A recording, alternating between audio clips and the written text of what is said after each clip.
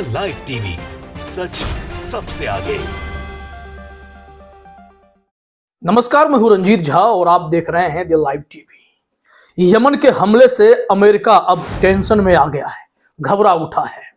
एक मीडिया से बातचीत के दौरान अमेरिकी सैन्य अधिकारियों ने जो बयान दिया है और जो उनकी बैठकें हुई है, उसके बाद उनकी चिंता बढ़ गई है कि मिडिल ईस्ट में उन्होंने युद्ध का पंगा ले लिया है। अब उन्हें डर भी सताने लगा है, घबराहट होने लगी है कि यमन के हुथी रुकने वाले नहीं हैं। अंसारुल्लाह बड़े हमले की तैयारी में है।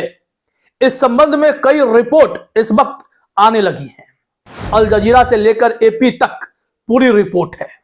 दरअसल यमन के हुथियों ने बीते ही दिनों अमेरिकी जहाज को टारगेट किया मिसाइल से। इस हमले ने अमेरिकियों में हड़कंप मचा दिया, क्योंकि इससे पहले अमेरिका ने हुथी पर हमला कर दिया था। उनके दर्जनों छोटे छोटे जहाजों को समुद्र में डुबो दिया था। उनके ठिकानों पर कई देशों के साथ मिलकर अमेरिका ने हमला कर दिया था, जिसके चलते हुथी काफी आक्रामक हो गए और ईरान ने उनका साथ काफी मजबूती से दिया है। ऐसे में अब अमेरिका मीडिया के सामने एकदम घिघी बंधा हुआ सा दिखाई पड़ने लगा है। क्या सूचना दे रहा है अमेरिका, उसके लिए यह ट्वीट जरा अपने स्क्रीन पर देखिए। ईरान ऑब्जर्वर ने इसमें एक तस्वीर साझा करते हुए लिखा है, breaking attacks on US bases in the region are imminent. A US official told Sky News Arabia that the Houthis are preparing to attack US bases in the Middle East. Ansarullah is at war with the US for striking Yemen. सारी बातें America कबूल रहा है।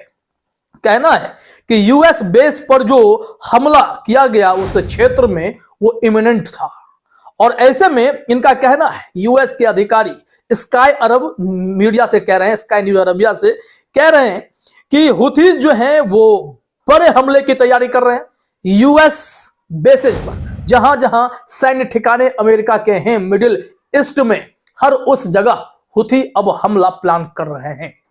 यहां पर खुलकर लिखा हुआ है कि अंसारुल्लाह बेसिकली अमेरिका के साथ युद्ध वाले सिचुएशन में आकर खड़ा है, और यह बदला सिर्फ इसलिए है क्योंकि यमन पर अमेरिका ने स्ट्राइक किया था, जिसके चलते अब ऐसे हालात बनते जा रहे हैं कि अमेरिका भी टेंशन में आ गया है, और उनके जितने भी सहयोगी देश हैं वो सब भी आपात बैठक बुलाकर यही कह रहे हैं कि गाजा की जंग इजराइल से थी, ये क्या किया हमने कि मिडिल ईस्ट को भी युद्ध के आग में झोंक दिया।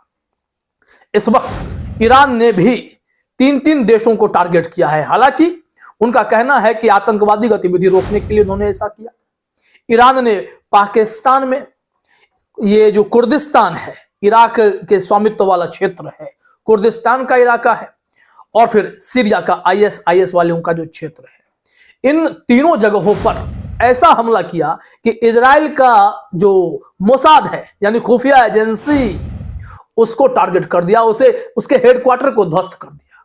और वहीं पास में ही अमेरिकी काउंसलेट भी था, वो भी भरभरा कर ध्वस्त हो गया, जिससे अमेरिका भड़क उठा है और कह रहा है यह तो युद्ध का सिचुएशन है। अब लेकिन अमेरिका के लिए टेंशन यमन के हुथी हैं। अगर हुथी टेंशन है अमेरिका के लिए बन रहे हैं तो उसके पीछे भी ईरान है। ईरान बहुत ताकतवर है, वो जब इतनी हिम्मत से कई देशों पर एक साथ हमले कर सकता है तो फिर यमन के हुथी के लिए वो क्यों नहीं खड़ा होगा? है खड़ा। उसने तो समुद्र की जंग के लिए अपने युद्धपोत पहले से ही लाल सागर में खड़े कर दिए हैं और अमेरिका से कहा है हिम्मत है तो हमला करके दिखाओ, हम देख लेंगे। और ईरान से पंगा लेने के मूड में ना तो अमेरिका है ना इजराइल है, क्योंकि कितने मोर्चे पर भी अमेरिका लड़ेगा। वहां यूक्रेन के साथ भी है, यहाँ इजराइल के साथ भी है, और अपनी भी रक्षा चीन से करनी होती है। तो कई मामलों पर अमेरिका खुद फंसा हुआ है। इस वजह से अब यमन के हुथियों से भी उन्हें घबराहट होने लगी है। आइए जरा आपको दिखाते हैं अल जजीरा ने इस संबंध में क्या जानकारी दी। लिखा हुआ है, अमेरिकी सेना का कहना है कि यमन के हौथियों ने मिसाइल हमले में अमेरिकी स्वामित्व वाले जहाज को निशाना बनाया है। यहाँ लिखा हुआ है, यूनाइटेड स्टेट्स सेंट्रल कमांड ने कहा कि यमन में हौथी विद्रोहियों ने यमन के तट के पास एक अमेरिकी स्वामित्व वाले संचालित कंटेनर जहाज पर एंटीशिप बैलिस्टिक मिसाइल से हमला किया। सोमवार को यह बयान दिया गया कि अमेरिकी सेना ने कहा कि किसी के घायल होने या महत्वपूर्ण क्षति की सूचना नहीं है और अदन की खाड़ी में हुई घटना के बाद मार्शल द्वीप ध्वजांकित जिब्राल्टर ईगल अपनी यात्रा जारी रख रहा है। लेकिन इनको टेंशन दे दी है, अमेरिका ने यह स्वीकार किया है, क्योंकि यमन की तरफ से यह स्पष्ट मैसेज दिया गया कि अगर अमेरिका हमारे ऊपर अटैक करता है तो एक भी बार यमन नहीं चूकेगा, अदंडित नहीं रहेगा, अमेरिका उन पर हमला होगा। लिखा हुआ है कि इस हमले की जिम्मेदारी यमनी विद्रोही समूह ने ली है। सैन्य प्रवक्ता यानहा सारी ने कहा, हमारे देश के खिलाफ आक्रामकता में शामिल सभी अमेरिकी और ब्रिटिश जहाजों और युद्धपोतों को शत्रुतापूर्ण लक्ष्य माना जाता है।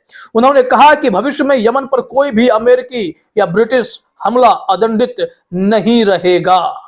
अब इससे यह हुआ है क्या कि यमन ने जिस तरीके से अमेरिका को घेरा है, अमेरिका की बोलती बंद हो गई है। ब्रिटिश समुद्री सुरक्षा फर्म एम्ब्रे ने कहा कि हौथिस द्वारा कथित तौर पर 3 मिसाइलें लॉन्च की गई, जिनमें से 2 समुद्र तक नहीं पहुंच पाई और तीसरी ने ठोक वाहक पर हमला किया। इसमें कहा गया है कि टक्कर के कारण कथित तौर पर एक ऐसे जहाज में आग लग गई, लेकिन बलकर समुद्र में चलने योग्य रहा और उसमें सवार किसी भी व्यक्ति को कोई चोट नहीं आई।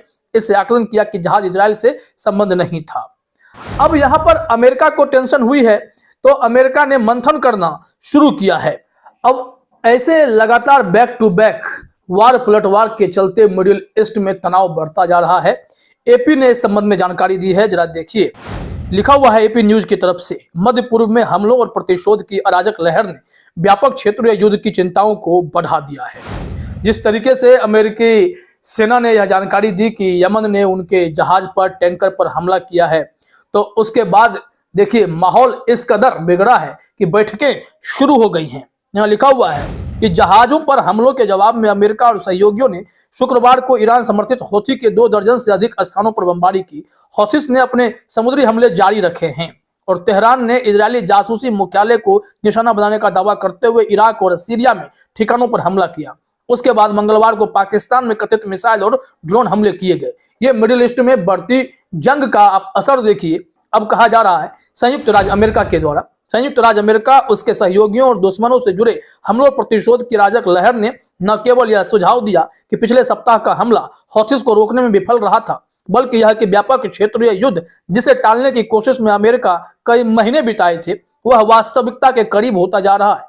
और विकट स्थिति की गंभीरता को रेखांकित करते हुए बिडेन प्रशासन से हौथियों को वैश्विक आतंकवादियों के रूप में फिर से नामित करने की योजना की घोषणा करने की उम्मीद है। निर्णय से परिचित लोगों के अनुसार, जिन्होंने इसकी घोषणा से पहले मामले पर चर्चा करने के लिए गुमनाम रहने का अनुरोध किया था, इसका मतलब यह हो गया कि अमेरिका अब हमास की तरह इन्हें भी आतंकवादी संगठन घोषित करके किसी से हमला करवाता रहेगा, हथियार देता रहेगा, क्योंकि इनके भीतर का यह डर है जो खुलकर सामने आने लगा है।